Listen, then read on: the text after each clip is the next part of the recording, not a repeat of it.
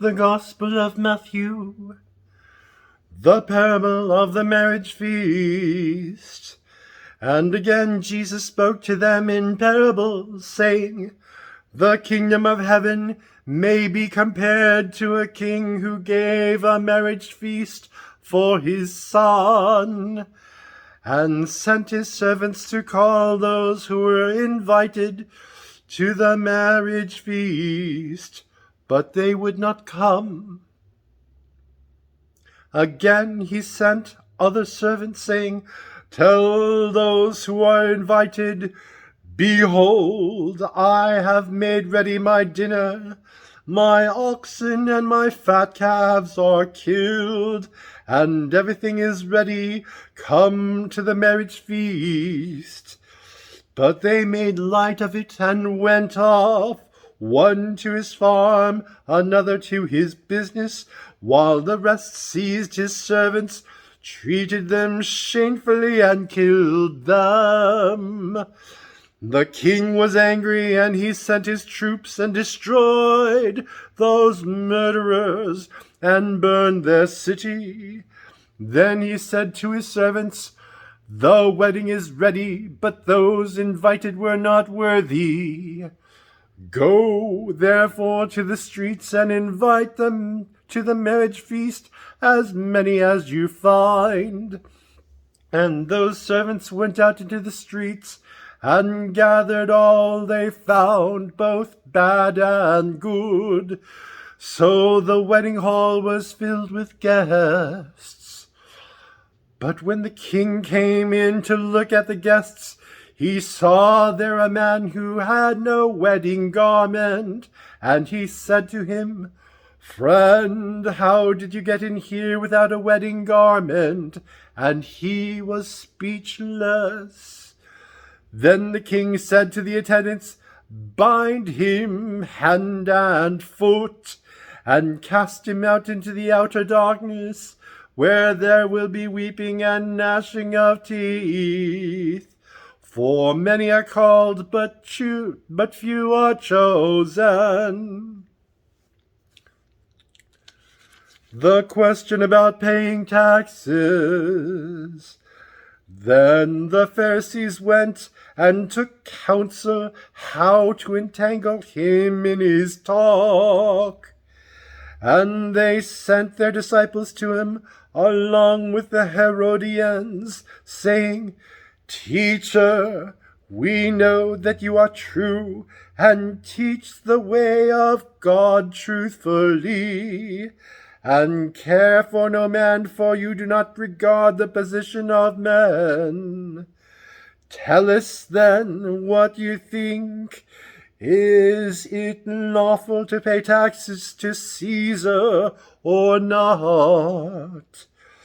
But Jesus, aware of their malice, said, Why put me to the test, you hypocrites? Show me the money for the tax. And they brought him a coin. And Jesus said to them, Whose likeness and inscription is this? They said, Caesar's.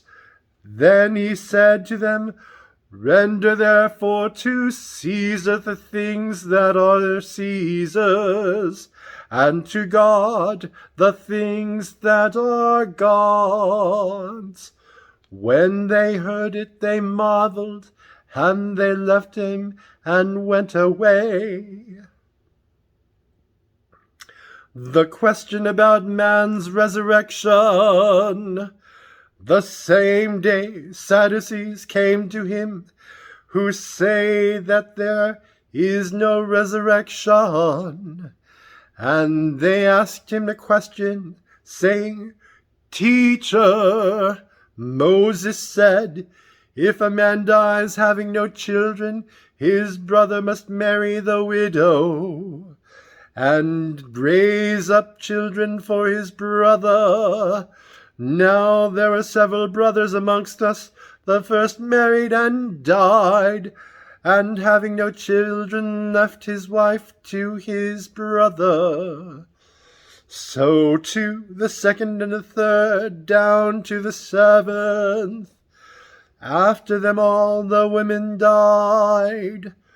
In the resurrection, therefore, to which of the seven will she be wife? For they all had her. But Jesus answered them, You are wrong, because you know neither the Scriptures nor the power of God. For in the resurrection they neither marry nor are given in marriage, but are like angels in heaven. And as for the resurrection of the dead, have you not read what was said to you by God? I am the God of Abraham, and the God of Isaac, and the God of Jacob. He is not God of the dead, but of the living. And when the crowd heard it, they were astonished at his teaching. The greatest commandment. But when the Pharisees heard that he had silenced the Sadducees, they came together, and one of them, a lawyer, asked him a question to test him. Teacher, which is the great commandment in the law? And he said to him, You shall love the Lord your God with all your heart, and with all your soul, and with all your mind. This is the first and greatest commandment. And a second is like it. You shall love your neighbor as yourself. On these two commandments depend all the law and the prophets. A question about the Christ. Now when the Pharisees were gathered together, Jesus asked them a question, saying, What do you think of the Christ?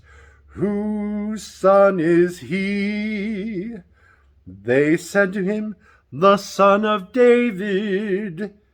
He said to them, How is it then that David, inspired by the Spirit, calls him Lord, saying, The Lord said to my Lord, Sit at my right hand till I put your enemies under your feet. If David thus calls him Lord, how is he his son?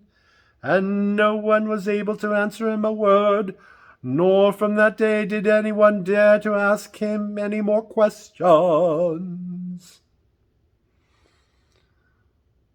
The word of the Lord.